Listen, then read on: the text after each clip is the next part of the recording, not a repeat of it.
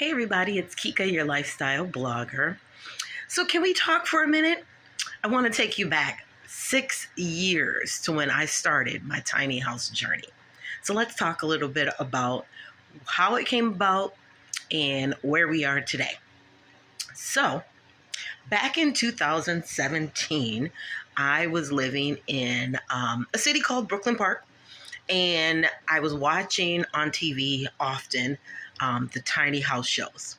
Amazed by how people are living in these tiny houses, how they're designing them, making them look like what you would get in a real big house, but in a tiny space.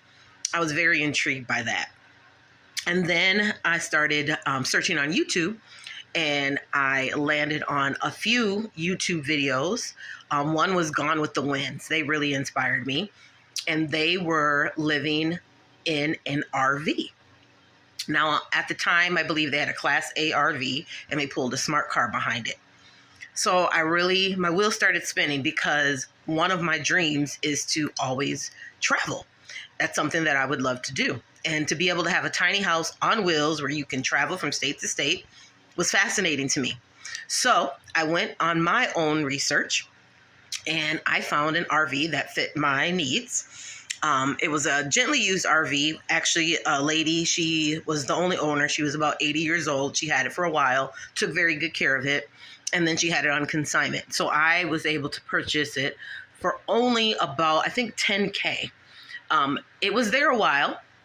At the time, I was working as a sales director, so I was earning some bonuses from my sales if I did really a good job. So over the course of, I want to say, 4 months, I was able to negotiate with this RV place where I was able to go there and put money down. So every time I earn a bonus every month, I would bring that to them. And finally, I was able to get the RV out of what we call like layaway. It was mine. So then I rented a storage space, because I lived in a townhome and the RV was huge, so it couldn't just sit at my house. So I rented a storage space, and then I parked the RV in there. But during the time that it was parked there and the time that I lived in Brooklyn Park, I would start the renovations on this RV.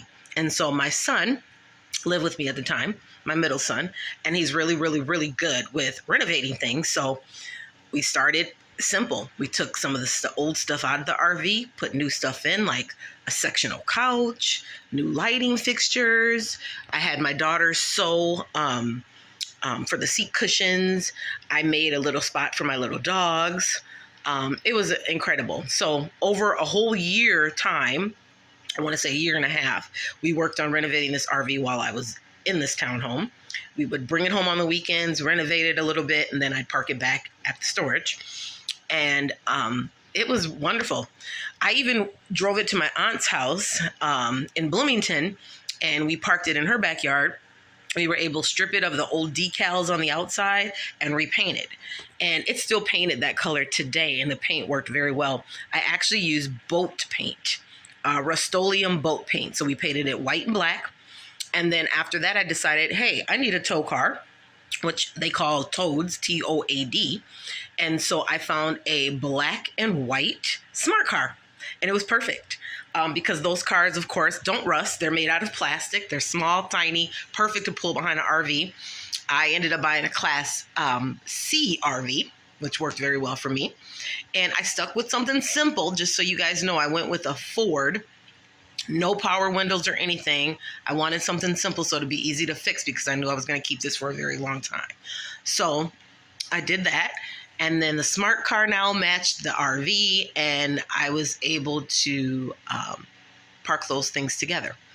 Eventually, I moved from that townhome and ended up moving to a house in Becker, where we were able to park the smart car at home. And that is where the RV experiment began. So if you haven't watched my videos, go back and take a look at them. My boyfriend and I did an RV experiment in the RV, where we stayed in there throughout the entire season.